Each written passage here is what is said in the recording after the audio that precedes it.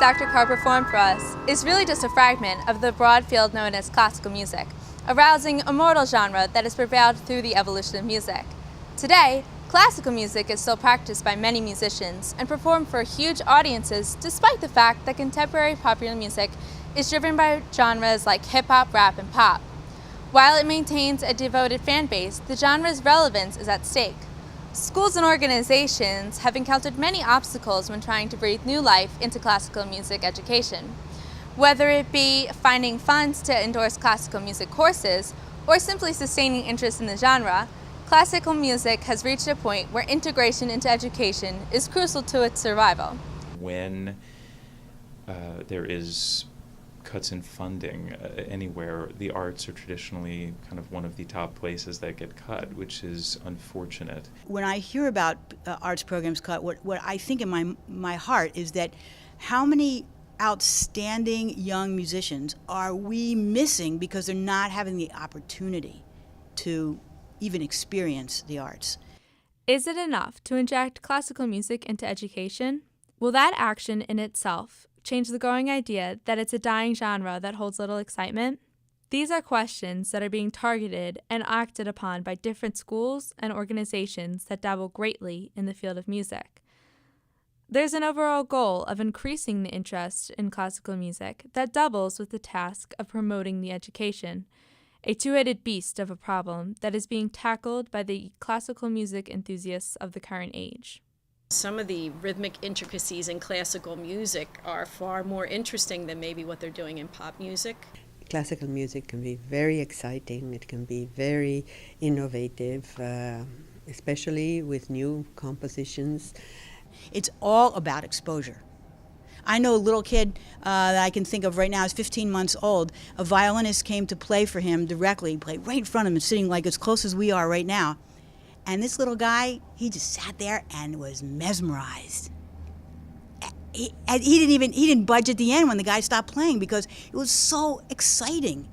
I think it's picking the right music and having a goal in mind each time you approach it. And it's definitely about exposure.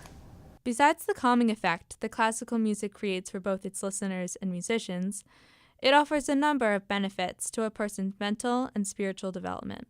The study of music and the arts develops certain parts of the developing brain that benefit other areas. Just, the arts, it makes for a more well-rounded individual, a greater understanding of math and sciences, and it certainly works another part of the brain. If you're involved in the actual performance part of it, then there's a skill involved, and there's the feeling of accomplishment and fulfillment in learning something that's really quite difficult and also intellectual in addition to artistry. And by accomplishing that, you're then collaborating with others of like mind, and it's a very thrilling and very fulfilling kind of experience. We've thrown around the phrase classical music, but what is classical music? That is a very fascinating question, because part of our problem is that we call all of this body of music classical, which maybe all by itself is a sort of not enticing term. While the enormity of the genre itself allows its definition to be up for personal interpretation, it also creates a vagueness about the genre. This vagueness leads younger generations of today to shy away from classical music and create assumptions that all classical music is boring and sounds the same. Is there any other one? That? Yeah. That's the end? Yep. All right, sweet.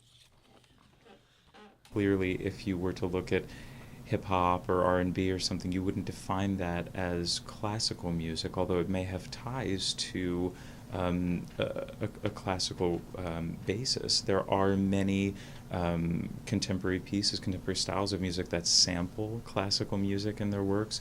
But I think if we're talking about classical in terms of the history and tradition and musical structure of classical music, you can look at pieces and say, this is more classical. I think classical music tends to be a little bit longer and a little bit more perhaps complicated in its structure. But it's certainly not classical in the sense that it was composed 100 years ago and that's the only thing that's classical music, because we have composers right here in the city composing right now. The pen isn't even dry. So it's of today, but I think that it is a genre that requires some intellectual energy. Classical music, if you look at the broad picture of it, is the root from which everything grows. There remains countless reasons to keep classical music thriving in the current music atmosphere. Organizations like GAMP, the Girard Academic Music Program, Asheville Artists, and the Kimmel Center remain vigilant when it comes to educating the current generation and nurturing a love of classical music. When it all boils down to it, music is music, regardless of the differences in the multitude of genres. The ultimate goal of music enthusiasts everywhere is to keep the soul-soothing, feet-moving art alive in its entirety, never shedding one part of the whole in a favor of another. This is Summer Gary with WHYY.